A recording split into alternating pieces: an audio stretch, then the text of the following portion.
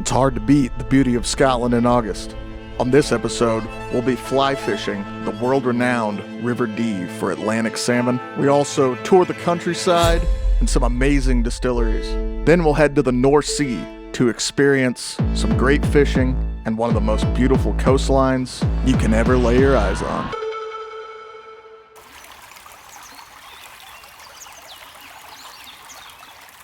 So my name's Nicol Payton. So I run Nicol Payton Fly Fishing, which is basically set up to teach and coach people how to fly fish for salmon and how to spey cast. So predominantly I do that throughout Scotland, mainly on this river, the Royal River Dee. So I've got this map here, and this is basically a map of the whole of this river, the River Dee. What would be really good for you guys to know is a little bit about the salmon migration, where we fish for salmon and when we fish for salmon on this river. We're based on the Tilbury's Beat, as you can see from the sign there. So we are here. So we're considered a lower River Dee beat. Spring salmon, right? This is what this river is really famous for. People come from all over the world, and particularly Europe, to come and fish this river for spring salmon. Years ago, when we had really cold weather and the water temperature was really low, that would act like a barrier. It would hold these fish back. So often these lower beats would catch a lot of those fish. And as the water temperature and air temperature rose, the fish would move further up the river. Once we get to sort of, late May, June, July, we're then getting what we call grilse and summer salmon. That's a fish just there. Oh, wow. But down here, if we get one today, the chances are it's going to be a bar of silver that's just come in from the sea. We had one last night, about 6 pounds, and it's covered in sea lice. Salmon are born in this river, so typically, these fish that come in, they will come back to exactly where they were born or where they hatched as an egg. They will live in the river, so there'll be a wee egg, there'll be a little fry, there'll be a par, and they will live in the river for 2 years. And around about sort of April, May time, they'll then go through a smoltification process and they'll make their way to sea, okay? All the way up to Greenland as their feeding ground. If they come back after a year, they're what we call a grilse. So they tend to be sort of 3, 6, 7 pounds. Some of them are multi-sea winter salmon, so they've spent a couple of years at sea. Generally all of your spring fish are multi-winter. And some of them will be 3 years at sea until they come back. We all know that things are kind of changing these days in terms of, whether you believe in global warming or not, but these days, it's just, there's less and less snow. Back in the day, February, March, April, quite often we'd have what we call grue, which is basically thick ice. You'd have that on the river, and some of the gillies' jobs would be to break that ice. In 2010, we had something like 9,000 fish off of this river. The last few seasons, it's been like 2,000 or 3,000. So it's getting, it's becoming a crisis. Because you can imagine one of the problems that we face now is like that flood we were just talking about last November. In that case, in November, we had a lot of fish on us last year. We had just shy of 170 fish that were caught, and a lot of fish on the beats. We were hoping there's going to be a lot of fish spawning, and that flood was, up to here in our bothy. So you imagine there's juveniles, eggs, adult salmon, all being washed away. Funnily enough, Atlantic salmon don't feed when they're in fresh water. But yeah, we're basically just imitating things that they may feed on at sea, like shrimps. So the height we're on right now is really good for our low water pools. So we can get their fly in front of them and get them to bite. So yeah, good chance today, I think. So the rod's made out of carbon fibre. So it's light, strong, flexible. But we're going to learn a position which is called the key casting position. And it looks a little bit like this, okay? So our bottom hand is out in front of our sternum, and our top hand is in line with our eye. We're going to imagine we're going to move that rod from sort of 2 o'clock to 10 o'clock, okay? So we just want to flex the rod through that casting arc, through that casting window, okay? But you can see I'm kind of going slow to fast to a positive stop, yeah? We don't want that rod to drop past the 10 o'clock position, okay? So I'm pulling with my bottom hand and pushing with my top hand. Just putting that positive stop in. Yep, good. Lovely. Cool. Pretty good, guys. Happy with that? Yeah. Any questions or anything at all? No. After a little introduction and a few lessons on the basics, we head to the river to learn how to spey cast.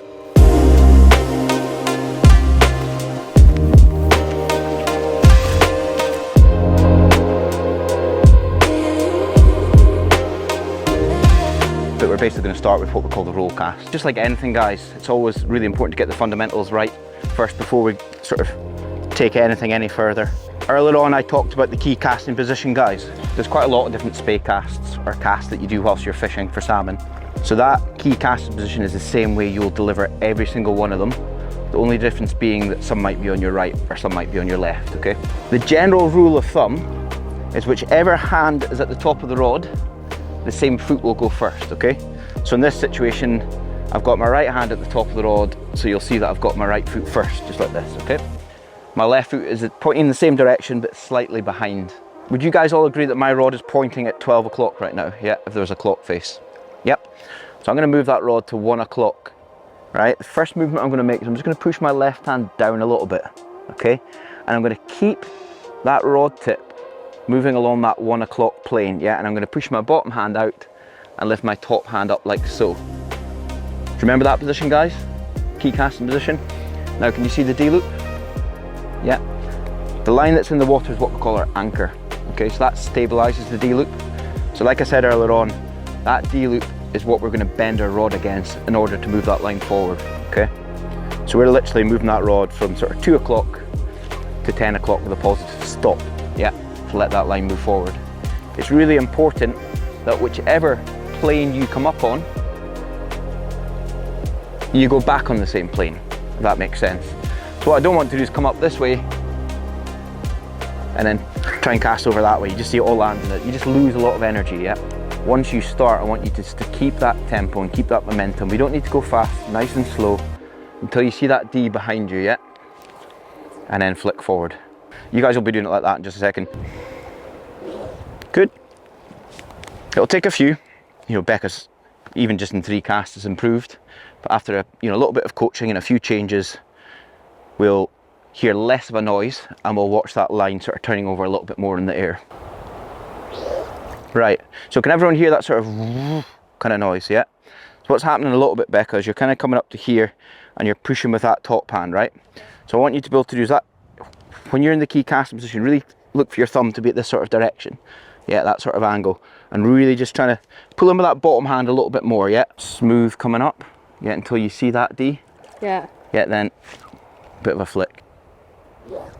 That was much better, really good. Do you hear the wee sort of sweeter noise at the end there? That's what we're looking for, yeah? Yeah, really good, Becca. See the difference there? Yeah, definitely. So see, you're hardly moving your hands much there at all, but the key is that you've got a really good position. When I go out with my bottom hand, you'll notice that green line drop behind the rod.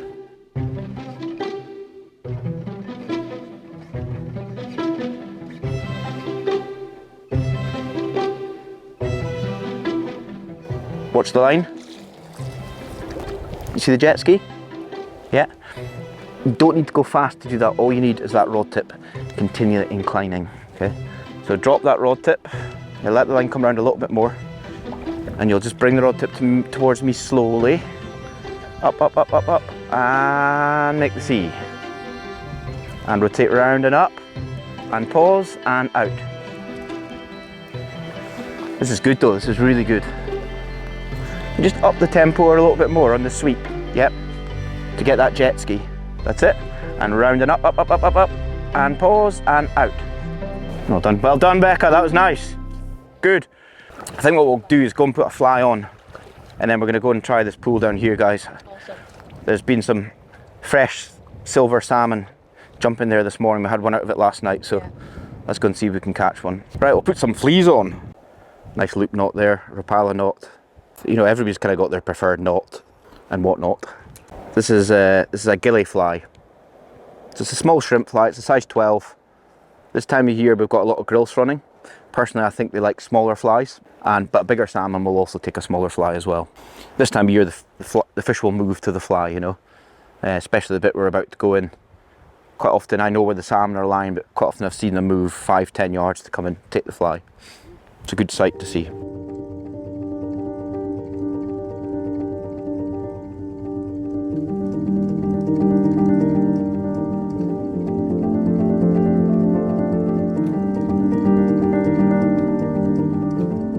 Basically what we're going to try and do is we're going to try and get our fly, see it kind of goes from ripply to flat. Yeah, yeah. Ideally we're going to try and get our fly landing just over there, right? Okay. And what we're trying to do is just keep our rod tip pointing towards the river and just let that line come around, okay? Okay.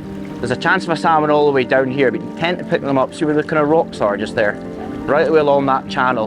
And can you see it kind of comes out to a point where there's a little bush? Yeah. That's been a really good taking spot. Okay. So the guy that hooked it yesterday hooked it there and he landed it way down there. And what we normally do is we take 2 steps every cast. Okay. Because there could be salmon lying anywhere down here, so we're just trying to cover the different lies. And up, pause, and out. Good. Often what they'll do is they'll see your fly and they'll come out with their lie, take the fly and turn back to their lie, whereas a trout will come and just grab it.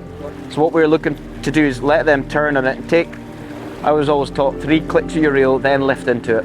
You can see the divot that goes in the bank? You can see there. And I just had a pull and nothing happened. Oh no, that's my chance gone. Next cast, whoa. And it just took me right down to the fast water twice. And I eventually landed, it's like this 12 pound bar of silver.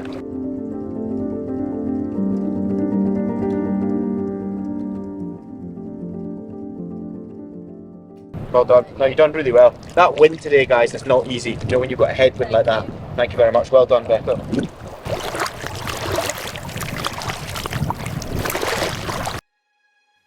Nickel is extremely passionate about teaching people to fly fish this river and the fish that inhabit it.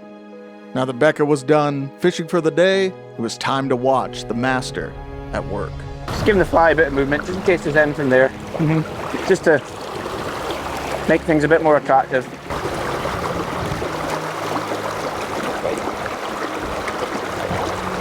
One thing that's really important in salmon fishing, you know, a lot of people focus on the cast, and yes, that is important. But you see some good casters that the fly line's never out of the air, you know. But what we really got to think about is how the fly's fishing.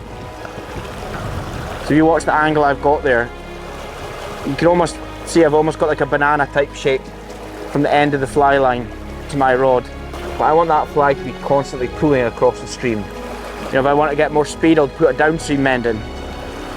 If I want to slow the fly up and get a bit of depth, then I'll put an upstream mend in. You know, often you see people, when they cast, they start walking down the pool. But when that fly starts drifting instead of pulling, the salmon's a lot less likely to take the fly. Yeah.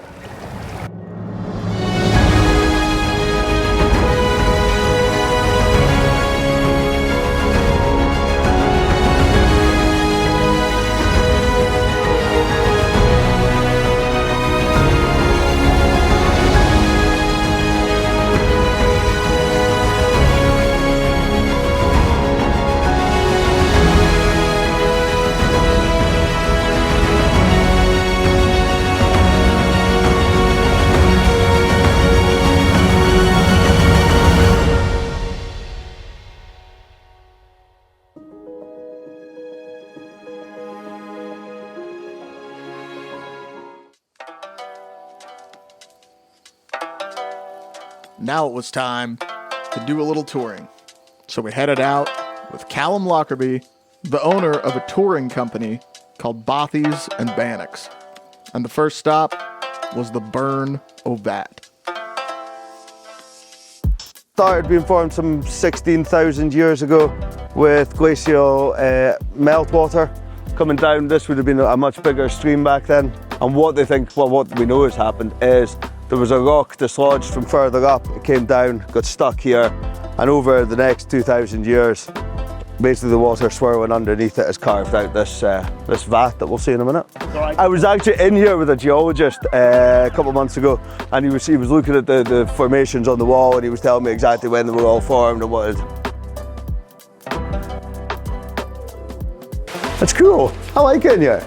I'm always amazed at how like what's holding these trees in. You know, there's not much roots holding them in. Yeah. Just feel like they're going to fall down. There's a little cave round the corner in behind a wee waterfall.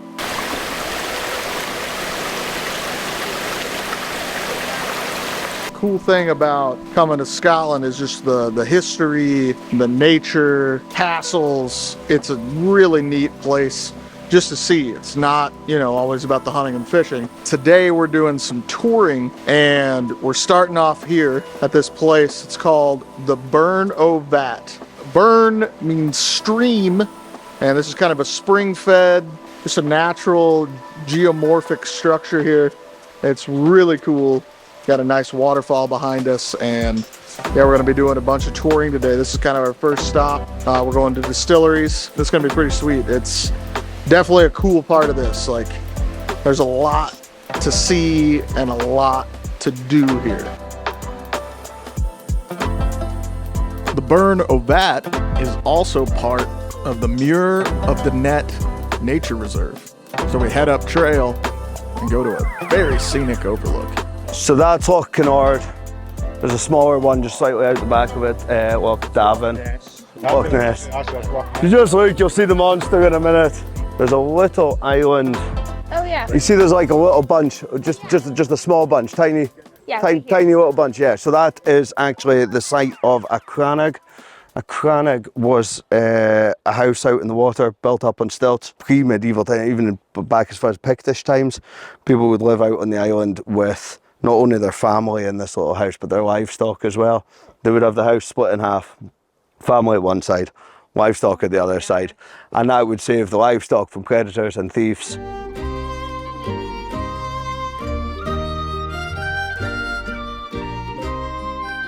The next stop is one that is synonymous with Scotland, a whiskey distillery.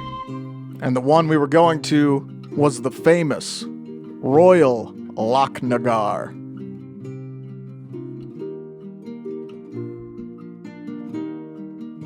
We didn't want so much of the sherry flavour within our whiskey.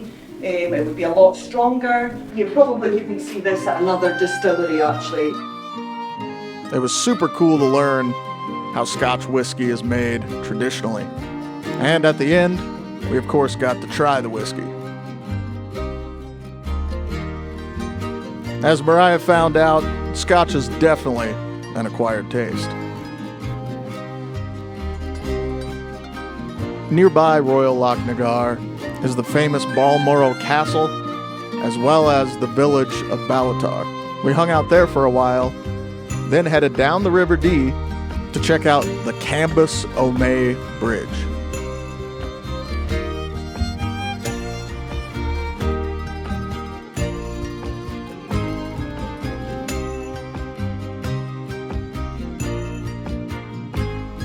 There's the top of the church over there, that's a Catholic kirk, so when the royals are here, they go over to church and then. The final stop of the day was one of my personal favorites, the Lost Loch Distillery, which is located in the Deeside Activity Park.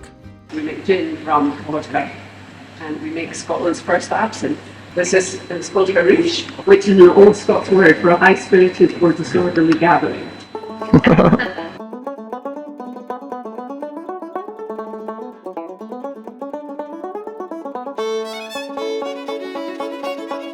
Has anyone got any absinthe stories? Yeah, so absinthe stories are usually really short and they almost never have an ending. Lost Loch is not a whiskey distillery, but they are very well known for their Scottish gin.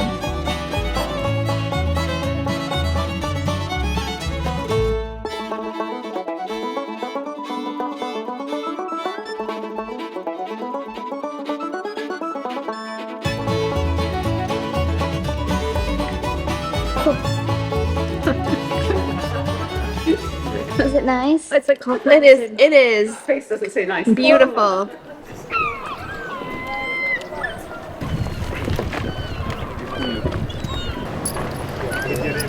Now it was time to head out on the North Sea. I caught that myself in an hour earlier on. No kidding. So that's pollock, cod and mackerel. We'll just go right down the coast. Awesome. And then I'll take you down to where I was catching them earlier. Yeah, sure. At least you can catch some fish and then we can head back up later on. Yeah, sounds brilliant. All right.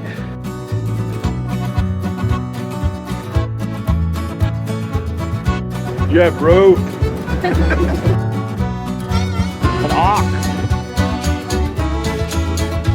A band for the outdoors here.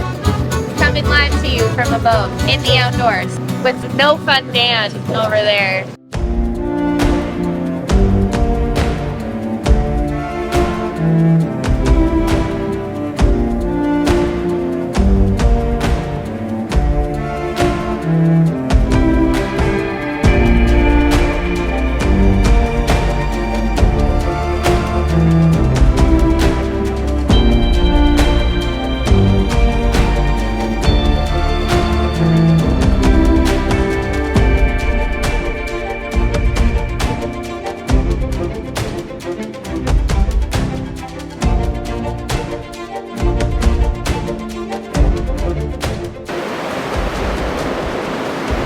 No,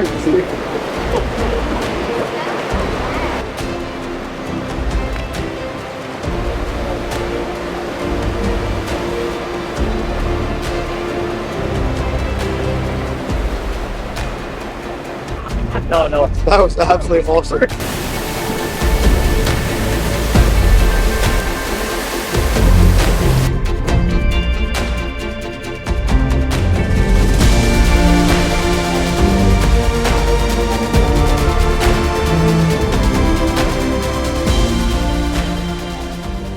That was cool. That cave. Like that That one. little cave. We didn't do that last time. That was awesome. The tide's quite low, don't you? Have you seen the big rock in the I middle saw of the it? big rock you went around. That's not so bad, you can see that. It's on the way out, it just got a little bit too swelly. Oh, here we go. Let's go one. Keep going. Hey. Oh, there he is. Hey. Oh, hi fishy. Yep, that looks like a really nice fish. In here.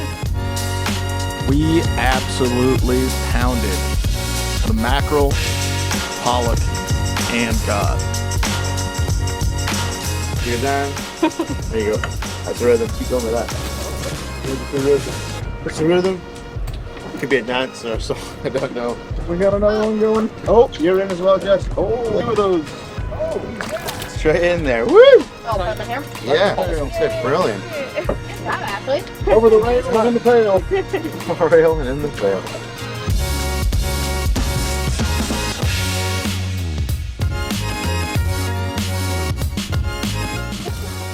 Oh, another double. Here's a pollock. We're really slapping these things. This is what fish sticks are made out of. It's pretty cool. We kept a few that we're going to eat, and we're just tossing them back. It's about a double every time you drop down. Oh, double. Double for Dave. Oh, here we go. No. Hey. Later. A little scut. Sweet. It's not tuna fishing, but it's close. In the barrel, yeah. Cod actually aren't allowed to be kept due to declining populations, but Steve is keeping these alive to be used in a study by Marine Scotland. The cod that you've just seen there, they go off to Marine Scotland. So Marine Scotland do some testing on behavioural testing on them. So they'll put them into big tanks and then they'll try different intensities of lights and then try and get them from one area to another using different lights. We're fishing. I caught 2 fish. What fish did I catch? What kind of fish today? Mackerel. 2 mackerel. You can find them in a tin at a grocery store near you. Then we got a double here. Oh yeah, that's a nice one down there. Woo! Here we go. Oh man.